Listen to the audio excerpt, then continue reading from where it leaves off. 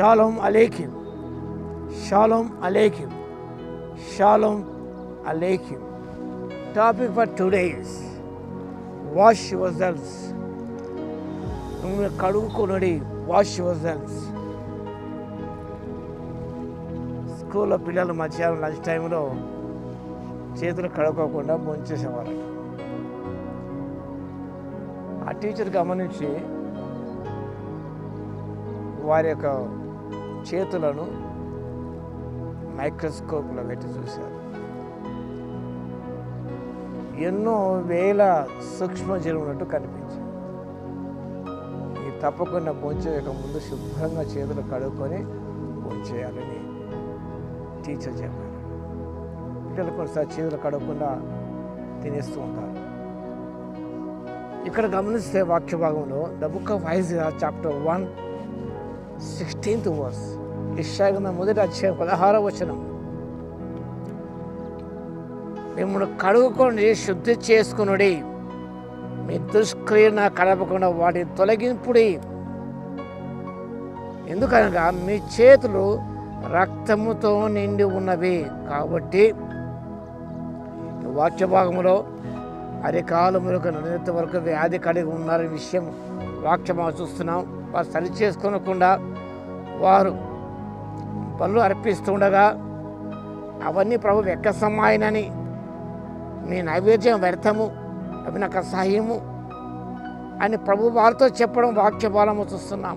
అవి నాకు బాధకరములు, వాడు సహింపలేక విసిగి ఉన్నాను. కాబట్టి మీ చేతులు, your hands are blood stained, wash your selves, మీరు కడుక శుద్ధి చేసుకొనుడి. The people of Israel lived for selfish words, ignored justice and mercy, loved material things more than God. వ్యక్తిగత ప్రయోజనాల కొరకు వారు జీవిస్తున్నారు. న్యాయం మర్చారు, కనికరము మర్చారు. దేవుని కంటే భౌతిక వాడు ఎక్కువగా ప్రేమిస్తున్నారు. They are not concerned about the spiritual condition. వారు ఆత్మీయ స్థితిగతుల గురించి వారు ఏమాత్రం కూడా పట్టించుకోవడం లేదు. వారు వస్తున్నారు, స్వస్థత వరకు లేదు అంటున్నా, అయినప్పుడు కూడా వచ్చి వారు బలులు అర్పిస్తున్నారు, పొట్టేలు అర్పిస్తున్నారు. అంటాడు, ఇస్తారు బలు నాకేలా, నా సైన్య కన్నబరని మీరు వచ్చుతున్నారే, నా ఆవరణముల కొరకు మేము రమ్మన్న వాడేవాడు, మీ నైవేద్యం పెడతాము, అది నాకు అస్యపుటి ధూపార్పణము, అవి ఇక్కడ తేకుడి, మేము కడుక్కొని శుద్ధి చేసుకొని నాకు బలులు అర్పించండి. నేను శుద్ధిపరచుకోనకుండా, సరి చేసుకోనకుండా మీరు నా కాలంలో ప్రవేశించి బలులు అర్పిస్తున్నారు.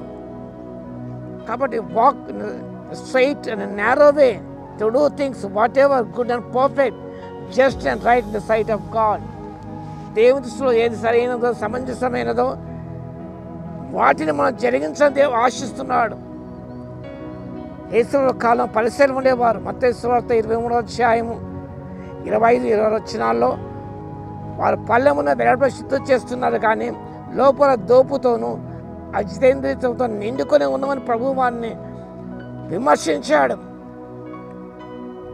Full of greed and self-indulgences, greed,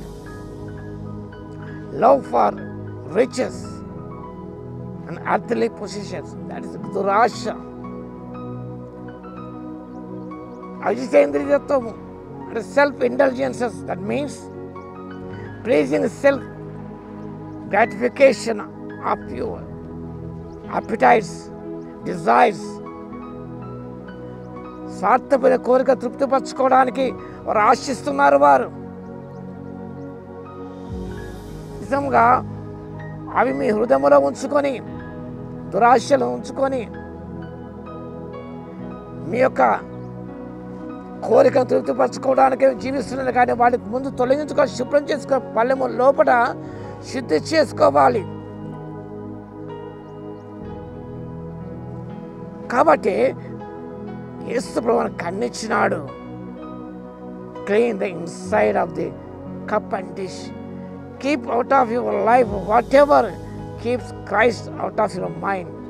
నీ యొక్క మనసులో నుంచి, హృదయం నుంచి ప్రభువును తొలగించేది ప్రతి దాన్ని కూడా keep out of your life. Whatever keep Christ out of your mind.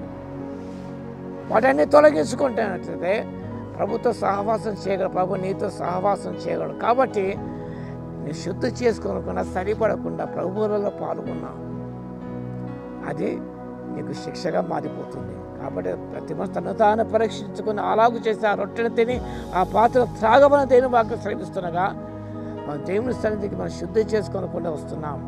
బాహ్యశుద్ధి ఉన్నది, ఆంతరశుద్ధి కలిగినదా? కాబట్టి ఆంతరశుద్ధి చాలా అవసరం. కాబట్టి వాటిని మనం శుద్ధి చేసుకొని ప్రభు సన్నిధిని యథార్థమైన ఉదయంతో ఆరాధించినప్పుడు తప్పకుండా దీవెన పొందాం. ఆ రీతిగా అంతరశుద్ధిని పొందుకోవడానికి పరిశుద్ధాత్మ దేవుడి శక్తిని దయచేయును గాక. ఆమేన్. స్తుతికి పాత్ర మహోన్నతుడా, మీకు వందనాలు, స్తోత్రాలు తండ్రి. మిమ్మల్ని కడుక్కుని శుద్ధి చేసుకునే వాక్యం సెలవిచ్చారు ప్రభువా. మీ వాక్యం చేత మా హృదయాలను ప్రక్షాళన చేసుకునే సహాయం దయచేయండి ప్రభువా. సహాయం అనుగ్రహించిన మా తండ్రి, వాక్యం ఉదకము చేత స్నానం శరీరం గల వారమై మీ సన్నిధిలో ప్రభువా యథార్థమైన మనసు సేవించే కృపని ఇవ్వగలందుకు మీ స్తుతి స్తోత్రాలు. బాహ్యశుద్ధినే చూసుకుంటున్నాము కానీ ఆంతరశుద్ధి ప్రభువా, దాని విషయ ప్రభువా పట్టించుకోవడం లేదు కదా. మీ సహాయం దయచేయండి.